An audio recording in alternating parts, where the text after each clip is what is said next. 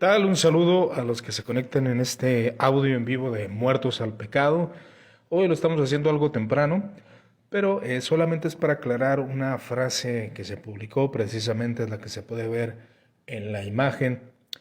Y bueno, quiero compartir con ustedes cuál es el sentido de esta palabra, ya que se puede malinterpretar. Pero sí quiero compartir este pensamiento con ustedes. Yo sé que se va a diferir demasiado sobre esta visión, sobre esta manera de proponer la teología, pero creo que es algo bastante fundamental que necesita el cristianismo en este tiempo, y más que nada el cristianismo latinoamericano es el que lo necesita. Y esta frase dice de la siguiente manera: la conciencia nos remite. No necesitamos las reformas de siglos pasados. Latinoamérica necesita una reforma en su contexto y para su contexto. ¿Qué significa esto, hermanos? Yo no estoy hablando, o esta frase no significa el rechazo a doctrinas fundamentales dentro del protestantismo ortodoxo, sabiendo o conociendo bien las perspectivas acerca de la justificación por la fe, la glorificación, la santificación, la salvación por la sola fe, las 5 solas que son muy abrazadas por Latinoamérica y muchas iglesias protestantes. Aunque la realidad es de que ya vivimos en un sector donde el eclecticismo abunda sobremanera. Esa es una realidad. Es decir, que la mayoría de las iglesias toma de los movimientos cristianos y comienza a desarrollar su propia teología. Y creo que eso está bien. No creo que esté mal que una iglesia en consenso tome alguna decisión para comenzar a desarrollar teología y hacerlo de esta forma. Comenzar a tomar dentro del cristianismo histórico las doctrinas que su iglesia va a abrazar. Pero hay algo real y fundamental. Todas las confesiones, la que usted me ponga, va dirigida a un contexto y a una realidad histórica, a una realidad política, a una realidad cultural. Y son batallas que se están dando en ese tiempo. Las guerras de ese momento no son las mismas guerras que ahora. Voy a poner un ejemplo. Voy a poner de ejemplo la Iglesia Católica Romana. ¿En qué sentido? Ellos declararon herejes a aquellos cristianos o aquellos protestantes, como algunos le llamaron, por declararse enemigos de la Iglesia Católica y la Iglesia instituida y la Iglesia que ha prevalecido y que ha sido la Iglesia desde que se legalizó el cristianismo, lo que tú quieras. Y esa Iglesia veía esto como una gravedad a la política y sobre todo a la estructura eclesial, que era una estructura de años, de muchos años. La estructura eclesial prevaleció, pero con la reforma de Martín Lutero se hace la división. El Concilio de Trento, tanto a los presbiterianos como luteranos, anglicanos, entre otros, los declara herejes. ¿Por qué? Porque se estaba dando un nuevo movimiento que para algunos católicos iba a terminar. Para algunos católicos esto iba a terminar. Esas iglesias iban a desaparecer. Y del lado de los reformados y obviamente de los luteranos, anglicanos, la iglesia católica iba a desaparecer y la iglesia que iba a ganar terreno era la iglesia del poder, ya sea luterana o ya sea presbiteriana, entre otros detalles. Esa era la visión de ellos. Pasa el tiempo, la cultura se comienza a desarrollar. Distintas confesiones cristianas comienzan a aparecer en escena. Bautistas, pentecostales, metodistas, etcétera, etcétera. Muchas denominaciones que conocemos. Después pasa el tiempo. Un papa llamado el Papa Noveno, Pío IX. Él es el papa que declara lo siguiente: los protestantes que aman verdaderamente a Dios pueden agradar como aquellos que pertenecen a la verdadera iglesia católica y sirven a Dios. Vemos un cambio de paradigmas. vemos un cambio en la visión de un hombre. ¿Por qué motivo? Yo no estoy de acuerdo, obviamente. Estoy poniendo de ejemplo solamente a la Iglesia Católica para entender también lo que ha pasado con muchas iglesias. Y en un momento más voy a colocar el ejemplo de la Iglesia Protestante o la Iglesia Evangélica. La Iglesia Católica, esto lo declara Pío IX, y pasa el tiempo. Y ocurre también que el Concilio Vaticano II llama a los ortodoxos y a otras confesiones cristianas como hermanos separados. Y de ahí entonces comienza a haber este desarrollo de llamar a los protestantes como hermanos separados, cuando en 1545 se les declara herejes, pero ahora se les declara hermanos separados. ¿Por qué? Porque la evidencia, el contexto, la realidad nos muestra que a los católicos les mostró que hay protestantes que buscan a Dios, que agradan a Dios y que han hecho grandes hazañas en el nombre de Cristo. ¿Cómo condenarlos? Hay que declararlos, no de la misma categoría, pero hermanos separados.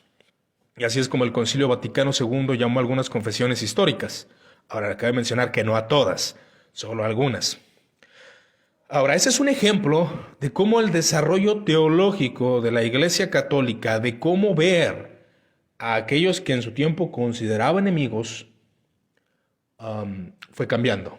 Ahora, en el caso de la Iglesia Reformada, nosotros si leemos a Lutero, a Calvino, que claro está que siempre y siempre jamás en esta página se le va a decir a usted, en este canal de YouTube, en esta página de Facebook, en el podcast de Spotify de Muertos al Pecado, jamás se le va a decir que no lea a cierto exponente. Y qué mejor que leer a Martín Lutero, a Calvino, sus obras, leerlas directamente para entender el pensamiento de estos grandes teólogos que desarrollaron teología sumamente importante para las iglesias evangélicas. Ahora, el contexto de ellos también era muy diferente. Declaran herejes, como el señor Calvino declaró que los credobautistas o los que en su tiempo eran anabaptistas no eran cristianos o eran poseídos por el demonio. Vaya, esa visión, hermanos, cambia con el tiempo. Había una separación aún entre luteranos y calvinistas. Se intentó hacer una unificación en varios sínodos, aún con la confesión de Heidelberg, pero no prosperó de la manera que ellos querían. Después pasa el tiempo y ocurre lo que es el dogmatismo. Y muchos comenzaron a decir, bueno, creo que al ver estas divisiones eclesiásticas, debe de haber algo sumamente importante dentro del cristianismo que nos lleve a aceptar a otra confesión cristiana. Y es cuando se coloca, algunos se hacen sincretistas, es decir, que solamente es importante los primeros 5 siglos de la iglesia para considerar a alguien un verdadero cristiano, que crea las doctrinas que se creyeron en los primeros siglos de la iglesia. Vaya. Ahora, el desarrollo político. Tenemos una iglesia del poder. Tenemos una iglesia que gobierna. Tenemos una iglesia que estaba ganando terreno. Tenemos una iglesia que quiere dominar el mundo con su institución eclesiástica, con su poder económico y político. Pasa el tiempo y muchas iglesias no tienen ese poder político, no tienen ese poder adquisitivo, de predicación, no tienen ese poder de una institución. Y esas iglesias pequeñas quieren implementar una forma de teología, la cual es gobernar al mundo, gobernar las naciones, cuando la gente de esa localidad, hablando en nuestro contexto, ni siquiera tiene dinero para sustentar su propia iglesia. Pasa el tiempo con los reformadores y en el siglo XVIII y siglo XIX comienzan a limar asperezas. Y es donde se comienza a hacer la visión ecuménica evangélica protestante, donde bautistas, presbiterianos, anglicanos y metodistas en Estados Unidos comienzan a trabajar para poder llevar el evangelio independientemente de la denominación. Ellos evangelizaban y si el evangelista era presbiteriano, se instituía una iglesia presbiteriana. Si era metodista, se instituía una iglesia metodista. ¿A qué voy con esto? Usted no va a ver esa visión ecuménica de denominaciones en el siglo XVI, ni en el siglo XVII. Lo va a ver hasta el siglo XIX. Así que si usted lee solo exponentes del contexto del siglo XVI, jamás va a haber una unificación entre trabajo de los cristianos y una visión ecuménica. Acabo de mencionar que ecumenismo no me estoy refiriendo a la unidad de todas las religiones, sino de las iglesias ortodoxas que abrazan, es decir, metodistas, anglicanos, presbiterianos, que guardan los puntos de la fe cristiana histórica. Ese es el punto, mis hermanos. Ese es el punto focal. Usted no lo va a ver en el siglo XVI, porque en el siglo XVI era otro contexto, era una batalla, era una guerra, derrotar a la Iglesia Católica, que la Iglesia Reformada sea la que triunfe. Los luteranos pensaban que la Iglesia luterana es lo que triunfe. Ahí no existía, de hecho, la palabra denominaciones. La palabra denominaciones es de un contexto cultural sumamente diferente. Y eso es algo que tenemos que considerar. Y de hecho, precisamente los pentecostales, saludos aquí al hermano Coco Canto, los pentecostales siguen siendo, hermanos míos, la iglesia mayoritaria en Latinoamérica, antes de la Iglesia Católica, o primeramente la Iglesia Católica. Ellos son los que de alguna manera han influenciado y han evangelizado Latinoamérica. Entonces, si usted se pone a pensar, y si yo le propondría aquí al hermano pentecostal, tienes que abrazar la visión del siglo XVI, implementarla en tu iglesia. Es más, me gustaría que me contestaras, hermano Coco, ¿qué pensarías de un argumento donde yo te invito a implementar la teología del siglo XVI en la iglesia que tú estás pastoreando, hermano? Sería interesante leerlo. Igual, si gustas, me gustaría ver ahí tu respuesta. A lo que voy es de que el punto de la realidad histórica, y es lo que algunos no están considerando y no están entendiendo, que la doctrina del siglo XVI, aunque es verdad, obviamente no estoy hablando de desarrollar una nueva justificación, o tal vez, que de hecho hay un debate ahí de que se le conoce como la nueva perspectiva de Pablo, que igual lo voy a tocar el viernes si Dios lo permite, pero aquí el punto no es ese. O sea, el punto no es cambiar doctrinas de tu denominación. Ese no es el punto. Ese no es el punto. Y precisamente dice Coco, no funcionaría. Y estoy de acuerdo, no funciona. No funciona. Vivimos en un contexto cultural muy diferente. Si nos cerramos y nos hacemos como el siglo XVI, obviamente, la Iglesia Católica la veía como una iglesia corrompida, aunque sí la veía como iglesia, pero una iglesia corrompida. Entonces, para ellos no había pautas de estar dentro de la iglesia católica, era salir de ella, salir, no ser papista. Y en el contexto de los luteranos o calvinistas, se creía aún de ellos que pues no estaban correctamente apegándose a una doctrina real, a una doctrina bíblica. Entonces, esos son los enfoques respecto a la división que había, y la división realmente era política. No había unidad, no era juntémonos con el hermano luterano. Ahora cabe mencionar que hubo intentos, vuelvo a insistir, pero no se consumaron. Siempre, de hecho, hubo hasta guerras, golpes de estado entre calvinistas y luteranos. Ese es el punto. O sea, no es la misma aplicabilidad para ahora. Ahora nosotros entendemos, y lo hemos escuchado, el hermano bautista, el hermano pentecostal, el hermano metodista, el hermano anglicano, el hermano etcétera. Todo eso es la visión de ahora, porque esas denominaciones no existían. No existía el metodismo en el siglo XVI. No existía los bautistas en el tiempo de Lutero, en 1517. O sea, esa es la visión que quiero que entendamos. Entonces, si muchos que están intentando traer esas reformas, ahora que hay muchos valores que considerar, hay aspectos que debemos analizar, porque esto es muy sencillo decirlo. A mí me gusta la teología de Calvino, sigo leyendo su institución y hay aspectos muy interesantes. Pero hermano, usted no va a aplicar o no va a poder aplicar muchas veces. Yo sé que puede diferir, y de hecho lo hay gente que difiere y no va a estar de acuerdo con lo que estoy diciendo. Pero no se puede implementar un sistema de una gran empresa multinacional de todo el mundo a una pequeña tienda de la esquina. Las visiones no son las mismas. Y de hecho ya he hablado acerca de la escatología como si estaba influenciada por el poder político. cómo los postmileniales o mileniales tenían una visión más de poder, porque lo tenían. Nosotros no lo tenemos. Tenemos que desarrollar teología para nuestra gente. Quieren hacer una iglesia misionera cuando tienen 3, 4 personas, madres solteras, y tienen a pobres hombres que apenas ganan para sustentar su vida. Y la iglesia no recibe más que 500 pesos a la semana, ¿verdad? Ese es un ejemplo.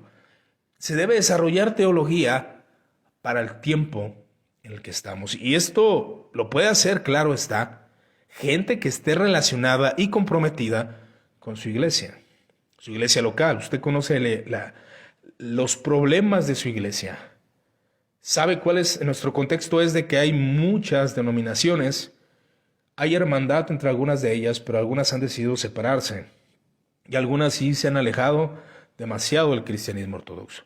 ¿Qué significa desarrollar teología? Bueno, lo que hicieron los reformadores. Ellos desarrollaron teología para su tiempo. Ahora, vuelvo a insistir, no estoy tratando de quitar principios que las denominaciones ya guardan. Por ejemplo, las 5 solas, o bien ciertas formas de tradición de guardar el culto. No estoy hablando de eso, aunque han sido influenciadas aún por la cultura. Lo que estoy hablando es la visión de ver qué es aplicable para tu iglesia y qué no es aplicable. Si es aplicable una iglesia académica, una iglesia que enseñe, que instruya, que capacite a otras iglesias, no. Mi iglesia es pequeña, hay 50 personas, muchas de ellas no tienen estudios. A eso me refiero, a un análisis de qué gente hay en tu iglesia, qué cree tu iglesia, qué puedes realmente considerar. Antes no se trabajaba los domingos porque era una cultura no trabajar los domingos. Ahora es difícil que la gente, hay personas que trabajan los domingos y por necesidad se mantienen ahí. Y creo que son aspectos que se deben de analizar, porque sí, o sea, el día del Señor, el domingo, pero hay cosas que se deben de analizar. Creo que eso es lo que significa desarrollar teología y ver tu contexto latinoamericano. Bueno, aquí hay algunos comentarios. Mi estimado amigo Checo dice: yo asisto a una iglesia donde hemos logrado obtener paz, entendiendo que podemos ser hermanos presbis como yo, bautistas, federalistas y metodistas. Y yo creo que eso es lo que tenemos que aplicar, hermanos. Y yo les soy honesto, yo creo en eso. Por eso esta página no busca imponer una denominación o una teología. Busca analizar las teologías y que usted las escuche y haga su propio análisis. Porque no es posible, hermanos, no podemos hacer eso. Estamos en un contexto donde hay multidenominaciones. Muchas veces se quiere imponer una visión triunfante de la reforma, una pequeña iglesia presbiteriana donde asisten 5 ancianos nada más. Hermanos, no es lo mismo. Ellos necesitan consolación y ver a Cristo y aferrarse en que su existencia tiene valor en Él. Ellos no van a estar pensando en conquistar las naciones o implementar un sistema político en México cristiano. A eso me refiero con contextos. A eso me refiero.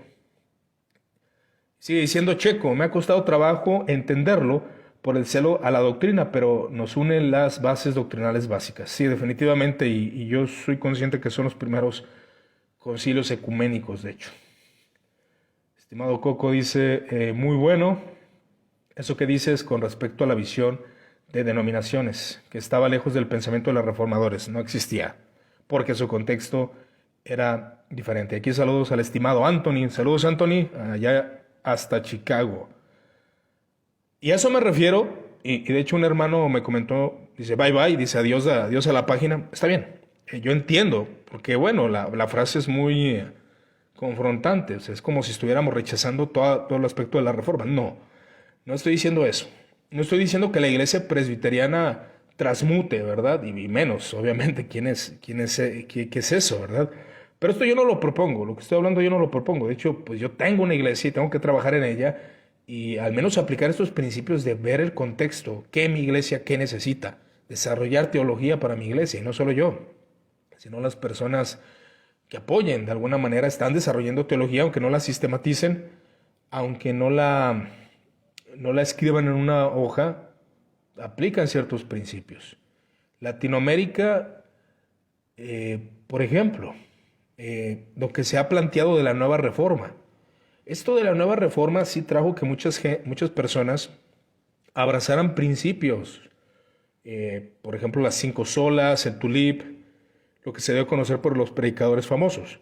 Pero muchos de estos personajes, de estos cristianos, pues se fueron a iglesias históricas, se fueron con los presbiterianos y los bautistas, pero ahorita ya están teniendo guerra de quién es el verdadero reformado y los reformados presbiterianos están queriendo implementar una visión ginebrina cuando pues son iglesias pequeñas, no son iglesias mayoritarias.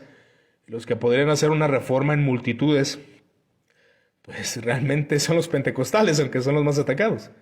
¿Por qué? Porque hay más gente dentro de las iglesias pentecostales.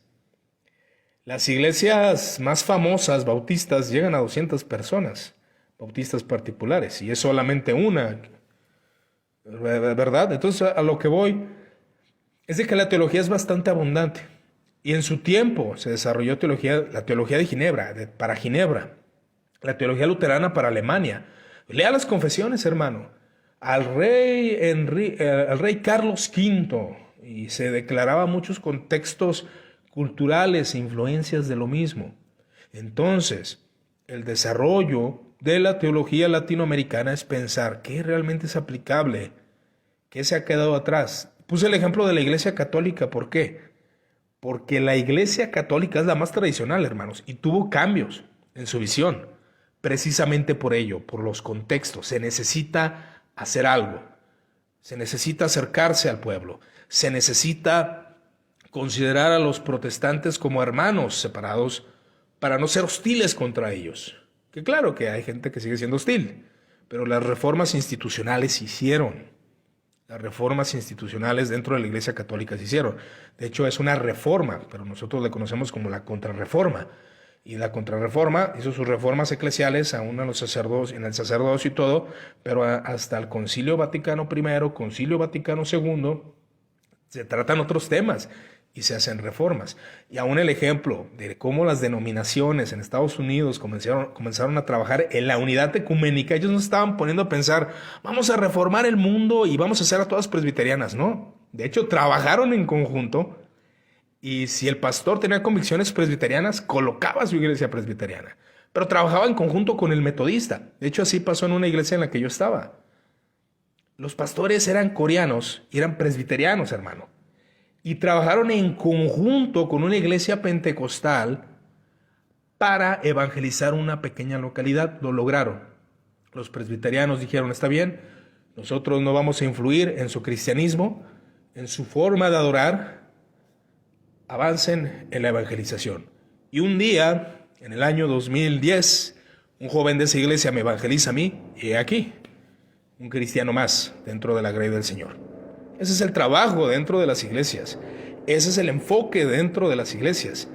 Y es el trabajo que se hizo en el siglo XX. Pero muchos se están queriendo regresar a las guerras, a las rencillas, a las peleas, a las divisiones, al sectarismo, que muchas veces era una protección política que hubo en el siglo XV y en el siglo XVI. Ese es el punto, hermanos. Ese es el punto. Espero darme a entender respecto a lo que significa esta frase. No significa rechazo a la doctrina de la denominación luterana, si usted es luterano, presbiteriano, si usted es presbiteriano. No, eso no. Sino a la aplicabilidad de la convivencia y de las formas que puede llevar cada cristiano su fe y respeto entre las denominaciones. A eso me refiero. A eso me refiero. No me refiero a que el presbiteriano tumbe sus bases y se haga bautista, no. No, que mantenga sus bases, su forma de culto, pero entendiendo el trabajo histórico que se hizo y en el contexto en el que está. ¿Realmente va a poder hacer una super reforma como la del siglo XVI? No, ahí hubo apoyo político. ¿Nosotros los cristianos tenemos apoyo político? No. ¿Vamos a poder hacer una reforma igual que el siglo XVI? No, ese fue un evento específico. A eso me refiero con contextos culturales, hermanos. A eso me refiero. Pero vamos a ver aquí los comentarios. Parece que ya hay algunos. Aquí está el estimado Daniel. Saludos a Daniel, por ahí tuve el gusto de conocerlo en persona. Dice, la respuesta de la iglesia de ayer no puede ser la misma para hoy. pues no son las mismas preguntas y cuestionamientos. Sí, de hecho la apologética moderna de ahora, que estoy en desacuerdo en algunos aspectos, pues es respuesta al movimiento intelectual que ha habido mucho del nuevo ateísmo. O sea, son contextos culturales. Latinoamérica necesita desarrollar su propia teología. No tenemos los mismos problemas que los americanos, hermanos. Quieren hacer sus nuevas reformas en Latinoamérica y allá, ahorita platicando aquí con un hermano que ahí está, creo que por ahí en el vivo, creo que el estimado Jairo. Precisamente en Estados Unidos son mayoritario neopentecostal. Y quieren hacer sus nuevas reformas, pues que reformen allá, en Estados Unidos. Pero bueno, es muy difícil. Yo creo que ya debemos de entender la libertad que debe de haber en algunos aspectos del culto cristiano. Dice Sabdiel, principalmente neopentecostales, no denominaciones y los llamados bautistas contemporáneos, aunque son contadas, pero sí las hay.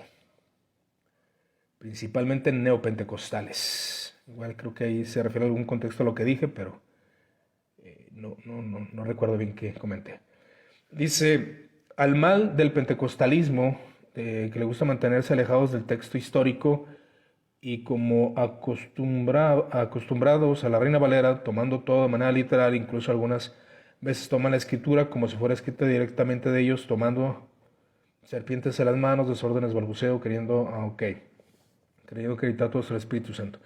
Sí, yo creo, o sea, no puedes realizar una nueva reforma, esto es muy interesante, no puedes realizar una nueva reforma o no puedes realizar una actividad eclesiástica que impacte, que sí se ha hecho, pero alejado del cristianismo histórico, si no conoces las antiguas reformas. Claro, se debe de conocer las antiguas reformas para analizarlas y aplicar una nueva reforma. Eso es ley. O sea, no se puede aplicar desde la ignorancia, porque llegan extremos de esta clase, ¿no? Que convienen tanto. Dice Elías, yo asistía a una iglesia pentecostés que no convive con otras por ser diferentes creencias o doctrinas, miedos a no contaminarse de las otras denominaciones. También, o sea, esto del sectarismo denominacional no solamente corresponde a los reformados o a los bautistas, también a los pentecostales, por la ignorancia que hay. Precisamente por la intriga de ese olor a novedad, porque pues en México, o al menos en Guadalajara, por ejemplo, hay 3 iglesias bautistas particulares, a no ser que conozca alguna otra, que no conozca otra por ahí. Hay 2 luteranas, hay pentecostales muchas, pero aún la ignorancia, y obviamente no se puede aplicar, vuelvo a insistir, cambios teológicos sin conocer el desarrollo teológico del pasado. No se puede. Es como si alguien quisiera batallar o aún en la política hacer nuevas reformas si no conoce las antiguas reformas políticas. Es lo mismo, o sea, no se puede. Ese es el secreto, hermano, trabajar en conjunto. Y de hecho lo estamos haciendo. Al menos mis amigos o las personas que yo conozco pues, son de otras denominaciones. Y no buscas imponer tus visiones eclesiásticas. Aunque tienen derecho a cambiar de convicciones. Yo conozco calvinistas que se han hecho metodistas. Calvinistas que se han ido a la iglesia ortodoxa griega. Es un asunto medio interesante, ¿no? Dice Jairo, Jesús nunca dejó denominaciones. Esos son inventos humanos. Los cristianos ahora tenemos... tenemos AMLO. De hecho, estaba viendo un personaje, no recuerdo su nombre, que estaba hablando acerca del movimiento obradorista. Y sí tienen sus convicciones obradoristas. Tienen su visión obradorista, ¿eh? Tenemos a AMLO, dice acá el estimado Jairo. Era del comentario de arriba. Ah, ok, perfecto. Perfecto, brother. Creo que le comentaste ahí a alguien, ¿verdad? ¿Verdad? ¿Verdad? Pues salió lo de Jalisco, ¿verdad? Sí. Ok, dice Abdiel, de hecho, hay iglesias que a fuerza quieren implementar un modo de mega iglesia estadounidense en México. Exactamente, también quieren hacerse ricos. Ahora, que el caso de Cash Luna es un caso que igual necesitaría analizar, no quiero hablar sin saber, pero porque él se hizo millonario, ¿no? ¿Cuál es su contexto, influencias políticas, entre otros detalles? Hay que analizar. Es algo que se debe analizar. Precisamente Antolini es el que estaba escuchando por ahí, que sí se ve de corazón puro en su, como siendo obradorista. Entonces, Latinoamérica, con sus problemas económicos, problemas sociales, problemas políticos, problemas educativos, problemas de mucha índole, sociales que tenemos ahora en México al menos, en nuestro contexto cultural, qué puede hacer la iglesia, ¿no? Cómo obrar, cómo actuar. Queremos implementar cierta forma de cortejo, a veces no son aplicables. Cierta forma de culto, bueno, es válido, yo creo que es válido aplicar cierta forma de culto. Pero más bien yo voy al asunto sectario, al menos yo lo veo, el asunto sectario o el asunto de minimizar a ciertas denominaciones ya es un error. En su tiempo tenía su propósito, porque era un asunto político. Bueno, eso es al punto que voy. No estoy hablando de cambiar visiones o cambiar estructuras denominacionales, pero sí se necesita analizar el contexto. De hecho, curiosamente, no sé si usted lo vea positivo o negativo, algunas iglesias luteranas han introducido algunos cantos populares pentecostales a sus cultos. ¿Por qué lo hacen? Por la cultura. Hasta de famoso Jesús Serán Romero, etcétera, etcétera. Bueno, es que la cultura a veces lo exige. ¿Es malo? Bueno, ahí muchos deben de ver qué tan conservadores son o no. Pero yo creo que realmente es, por ejemplo, no puedes aplicar el pensamiento de la escolástica medieval a nuestros tiempos. ¿Por qué? Porque son contextos culturales diferentes. Es, por ejemplo, que usted se leyera el Concilio de Toledo. En el Concilio de Toledo decía que si la mujer pecaba, el hombre debería de amarrarla y no darle de comer, algo así. O darle de comer a ciertas horas. Era un contexto cultural bien diferente, muy diferente. Por ejemplo, estaba leyendo un libro de Raymond E. Brown hablando de la iglesia que dejaron los apóstoles, él es católico. Y él dice algo, es falaz creer que Jesús tenía una iglesia institucional.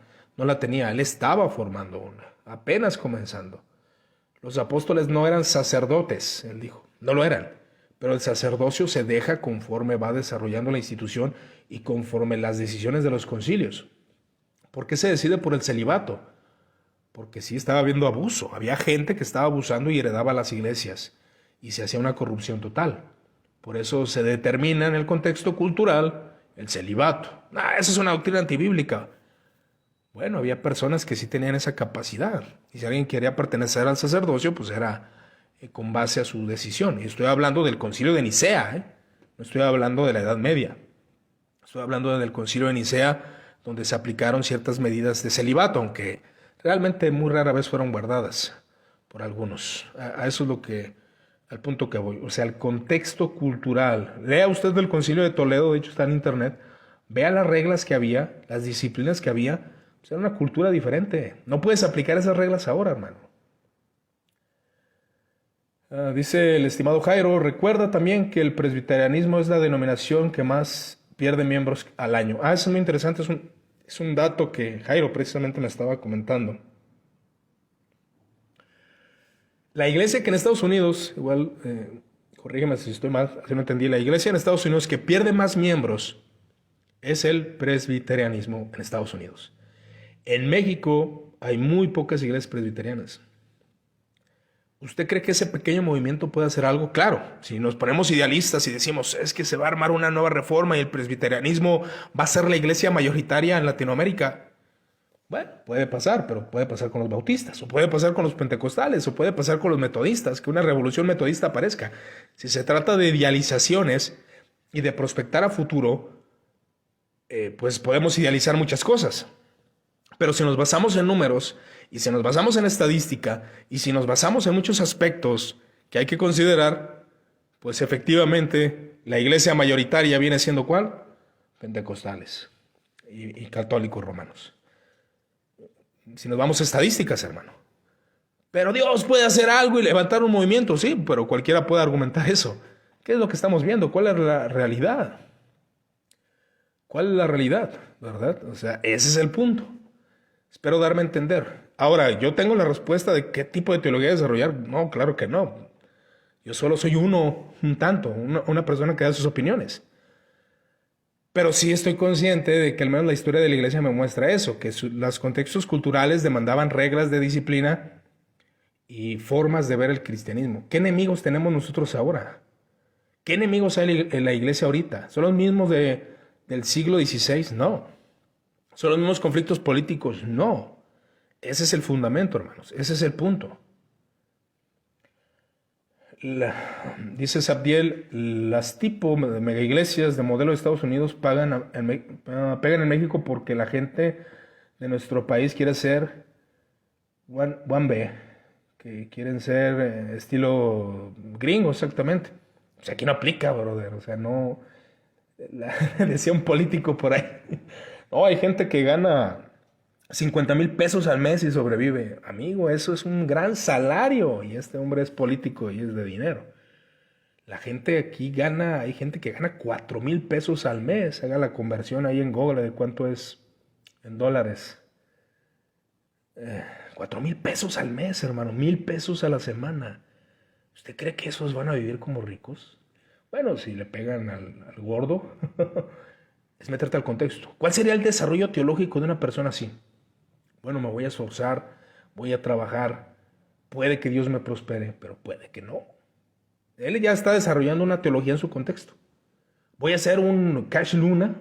De hecho, yo vi aquí muchos predicadores de ese estilo que predicaban como Cash Luna y querían ser como Cash Luna, pero nunca lo lograron. Al contrario, se metieron en problemas económicos por querer dar la vida de lujo. Si esa persona en su contexto desarrolla teología, se va a dar cuenta que tiene que administrar lo poco que tiene, basado en las escrituras, obviamente. La escritura nos enseña muchos principios, aunque no es un libro de reglas de que tienes que hacer esto y esto y esto, pero la Biblia es un libro de principios, la escritura. Y aquí hay otro comentario. De hecho, las iglesias históricas cada vez pierden más gente, también en México. Exactamente, esa es la realidad. ¿Cuál nueva reforma, hermanos? La mayoría se van a los neopentecostales, o a los pentecostales. Hay muchos que se han ido a iglesias bautistas, pero es un porcentaje mínimo. De 200 personas se van 3 o 4, o sea, es un porcentaje muy menor.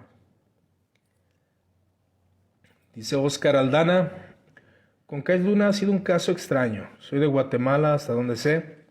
Salió de una iglesia que en sus inicios fue bautista, con el hermano Jorge H. López, fue creciendo mucho, y el hermano Jorge H. López quiso inclinarse en el pentecostalismo con enfoque familiar. Casi inició predicando en los buses y siendo líder de jóvenes. El asunto fue cuando inició su pastorado de forma independiente, uniéndose a Enlace. Les puedo decir que lo que he visto, Enlace ha influido en el pentecostalismo en Guatemala. No es que se haya iniciado con mala intención Cash, muy probable. De hecho, muchos que lo conocen decían que pues, tenía un cristianismo ortodoxo básico pentecostal, ¿no? Pero he visto su enfoque a crecimiento en su iglesia en número, tanto sí empezaron a robarse feligreses de otras iglesias. O sea, Guatemala tiene su contexto, ¿verdad? ¿Cómo? Ahí es donde por ejemplo, los presbiterianos que allá en Guatemala están predicando esto de la reforma y todo, pues ellos tienen que ver cómo influenciar ese contexto cultural, desarrollar teología para desarrollar que son muy pocas las iglesias presbiterianas en Guatemala, vuelvo a insistir, pero cómo va a influenciar esa visión o cómo va a desarrollar teología para contrarrestar estas creencias dentro del movimiento pentecostal. Dice Elías, aproximadamente $200 al mes. ¿Se fija usted? O sea, ¿qué son $200 al mes? Me fue un salario muy bajo. Hay gente que sí gana eso. Hay gente que gana 8,000 al mes, 10,000 al mes, 15,000 al mes, 20,000 al mes, y nos estamos yendo muy... O sea, ¿cómo desarrollas la teología de la prosperidad con gente así? ¿Por qué en Estados Unidos se desarrolló esa teología de la prosperidad? Erróneamente, por el contexto cultural de que es gente económicamente bien parada, ¿no? Muy materialista. Y de hecho, platicaba con un hermano igual. Ahí saludos al hermano que me platicó esto. Comentaba al estimado de que la gente en Estados Unidos trabaja, ni siquiera ve a sus hijos, la mayoría. ¿Por qué? Porque están enfocados en el trabajo y ese es su contexto cultural. Ellos necesitan una teología que los lleve a dedicarse a sus hijos. Y de hecho muchos, por eso predicadores como Paul Washer enfatizan en eso, porque es su contexto cultural. Pero aquí hay gente que le dedica mucho tiempo a sus hijos. Bueno, dedíquenles a leer la Biblia. Bueno, lo hacen. Es como que más fácil hasta para el mexicano, porque sus relaciones, o para el latino, porque sus relaciones familiares a veces, ¿verdad? Suelen ser mejores en ese aspecto. Entonces, si usted se fija, eso yo gano al mes. No digas, brother, ¿cuánto ganas? Entonces, son cosas que se deben de considerar a la hora de desarrollar teología. O sea, si se fijan, yo no me estoy refiriendo a la estructura o a la tradición denominacional, sino al contexto de sus personas, de su gente, cuál es su problema, cuáles son los problemas de su iglesia. ¿Por qué usted predica acerca de los problemas del siglo XVI y no se enfoca en los problemas del siglo XXI? Ese es el punto. No son los mismos. Aunque puede decir alguno, es que las herejías son las mismas. Sí, sí, pero los problemas no. Los problemas no son los mismos. Hay cosas que se deben considerar dentro de las iglesias. Si usted está en su iglesia, apoya a su iglesia, no ande haciendo divisiones en sus iglesias, apoya a su iglesia, trabaja en su iglesia. Hay fallas en su iglesia, créeme que la mejor iglesia tiene las fallas más terribles que uno puede imaginar. Apoya a su iglesia, haga algo en su iglesia. Estas nuevas reformas o la nueva reforma que se pregonó causó muchas divisiones y se destruyeron relaciones. No, no hagamos eso. Ahora, si alguien tiene la convicción, por ejemplo, de que es pentecostal y se apega más al rito romano o al rito reformado, pues se va a esa denominación y es libre de hacerlo, porque son sus convicciones teológicas. Pero no desecha a aquellos hermanos que le ayudaron en un tiempo a crecer espiritualmente. Yo no rechazaría a mis hermanos pentecostales porque ellos me predicaron el evangelio. Ellos me evangelizaron, por eso siempre estaré agradecido con mis hermanos pentecostales. Siempre. Porque ellos operaron, ellos se movieron, ellos trabajaron, ellos me llegaron con el mensaje de Cristo muy sencillo si tú lo quieres ver. Pero pues la salvación no es por gnosis, es por entender simplemente que Cristo murió por tus pecados y resucitó al tercer día. Por eso Latinoamérica necesita una teología para latinoamericanos. No tenemos los mismos problemas que Europa. No tenemos los mismos problemas que Estados Unidos. Tenemos problemas específicos en México, que claro, el predicador o el servidor de su iglesia más preparado, sí, puede ser una persona apta, estudiando la palabra de Dios, las escrituras, tantos comentarios, tantos libros que hay, esforzarse por hacerlo, pero también debe de prepararse en otras áreas, sociología, filosofía, política, para conocer los problemas de su contexto. Es un trabajonón. Ahora, el conocimiento no es la solución, también la práctica, las medidas espirituales, la inspiración que pueda dar usted a otros creyentes. La reforma que necesita Latinoamérica es una reforma basada en nuestro contexto. ¿Cuántas denominaciones hay? ¿Cuál es la iglesia mayoritaria? ¿Qué podemos hacer para alcanzar a gente que vive alejada de Cristo? Bueno, ahí es donde se deben de implementar una nueva reforma, pero una reforma latinoamericana. Una reforma latinoamericana. Eso es lo que quería decir. Ahora, si alguien, y estoy seguro, alguien celoso de su denominación, que se ha esforzado por transmutar a todas las denominaciones de Latinoamérica al presbiterianismo, o hacerlas a todas las iglesias bautistas particulares, alguien que escuche esto y tenga una visión denominacional y bandera denominacional, pues va a decir no. Y está bien, está en su libertad.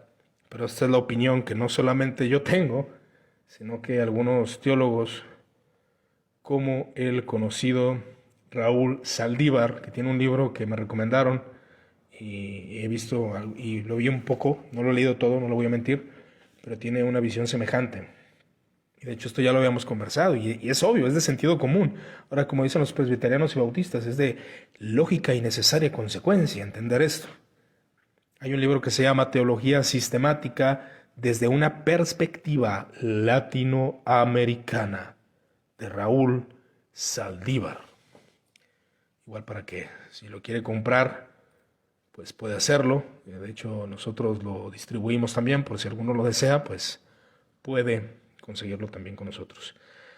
Pero bueno, esa es la argumentación. No sé si tengan alguna pregunta, algún comentario respecto a lo que conversé.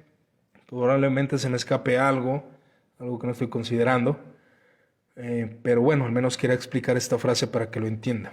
Ahora, esto no es un rechazo a las reformas del pasado, sino es entender las reformas del pasado en su debido contexto. Las reformas del pasado en su debido contexto.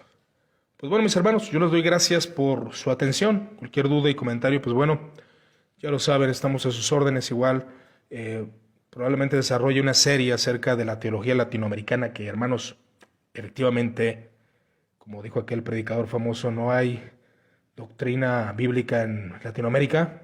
Mis hermanos, hay mucha, y sí la hay. Y vamos a hablar de eso algún día. Dice Checo, ¿crees que puedas dar unos puntos prácticos en cómo hacerlo? Muy interesante. Ahora, vuelvo a mencionar, Checo, es analizar tu iglesia. Por ejemplo, tengo una iglesia luterana. Un ejemplo práctico. Mi iglesia, no hay jóvenes. La mayoría es gente mayor. Hermano, ¿crees que yo voy a llegar con el speech, con la predicación, de incentivarlos a ser los reformadores del siglo XXI? ¿En qué sentido? ¿En que sean grandes teólogos? ¿Incentivarlos a leer muchos libros? No, hermano. Ese no sería el contexto. Al contrario, se debe de predicarles a ellos en el contexto sobre los problemas familiares, sobre Cristo, sobre la gracia, sobre el hecho, obviamente enfocando de las doctrinas al sentido de la existencia de ellos, a su vida práctica, a su vida moral, a su ética. A eso me refiero. ¿Por qué esto de desarrollo teológico? Por ejemplo, hay muchos que quieren incentivar a muchos a ser los grandes reformadores o a hacer ciertas cosas cuando ese sermón no es aplicable a su iglesia, o que quieren venir a hablar con términos pesados, teológicos, cuando su iglesia pues ya es gente mayor. A eso es lo que voy, hermanos. Se necesita analizar el contexto. No voy a llegar con esos términos. De manera sencilla, hacer entender al hombre mayor quién es en Cristo, su salvación, claro está, pero también la realidad del contexto. Y esto de la realidad del contexto es comprender al hermano y entender cuál es su problemática. Ahí te va. Podemos hablar un ejemplo. De hecho, ayer lo estaban conversando unos hermanos que estaban hablando de teología. Yo te puedo decir, el proceso de la vida cristiana es justificación, santificación y glorificación. La santificación es progresiva. Eso es teología. Muy bien, está excelente. Pero ¿cuál es la realidad de la vida del creyente? ¿Qué hacer cuando un creyente peca? ¿Cómo llevarlo a ese creyente a que restaure su relación con el Señor? ¿Cómo llevarlo a que confiese sus pecados? ¿Cómo decirle que él iba muy bien en su cristianismo y de repente cometió un pecado grave? ¿Qué pasó? ¿Qué no se supone que la santificación es progresiva? Se debe de entender el contexto de la vivencia de esta persona para poder desarrollar teología y desarrollar un método de penitencia, un método de confesión de pecados. Esto se hacía, porque si es un sistema penitencial, por lo mismo, por el contexto, que es si una persona peca, pues necesita confesarse. Nosotros como cristianos, pues no, como cristianos protestantes evangélicos no tenemos la práctica de la confesión, que los luteranos sí, y anglicanos me parece que también. Es de que te centras en la vida, en la vivencia de esta persona y lo llevas, algún método tienes que desarrollar para poderle llevar al camino de la reconciliación de nuevo y así poder continuar su camino cristiano. Es un ejemplo. Esto se entiende ya en cuestiones más prácticas, en las relaciones que se tienen con la iglesia. Yo creo que esa sería como la metodología que uno tiene que desarrollar porque no puedo aplicar la misma metodología. Eh, Alguien yo le puedo decir, bueno, pecaste, confiesa tu pecado y lee la Biblia. Y eso es un sistema, es un desarrollo. O a lo mejor una regla que se tenía antes, ¿no? Pero a lo mejor puedo hacer otro. Conversar con él, acercarme con él, no sé. Ese es el punto donde obviamente no tenemos pues no tenemos claridad en ello. Por eso se necesita trabajar en ello. Porque una sistematización, un dogmatismo, no hace necesariamente que una persona entienda qué debe hacer y cómo actuar en momentos de aflicción, en momentos de dolor. Es el enfoque que se viene trayendo. ¿Cómo vas a llevar a tu iglesia a meditar?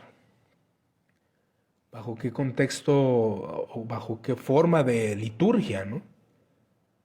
Se aplica hasta, se puede comenzar desde lo pequeño, ¿no? Desde guardar una forma de servicio,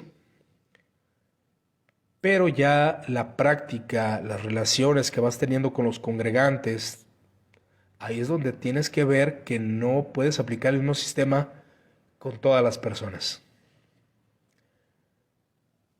Por ejemplo, ¿qué tan efectivo podría ser? Imagínese usted, ¿no? Eh, Podríamos declararlo. A ver, aquí hay un comentario de Checo, dice, lo viví en el último estudio de Filipenses de la semana pasada, tenía un tema muy desarrollado con historia, teología y doctrina. Se me aconsejó hacerlo más práctico para que todos lo pudieran entender. Le hice y me sentí mucho más cómodo. Sí, brother. Es que es eso, o sea, tú desarrollaste, brother, teología. Tú entendiste que no es lo mismo hablarle a personas académicas que hablarle al señor Don Poncho, que tiene 85 años y se acaba de convertir el año pasado. No esperes ver lo mismo. Ese es el asunto de desarrollar teología. O sea, no teología no significa nomás los dogmas del cristianismo. Significa teología vivencial. Cómo aplicar las cosas en tu iglesia. Cómo practicar, cómo hacer, cómo producir beneficios a otras personas, no solamente por ciertos sistemas. A eso es a lo que voy.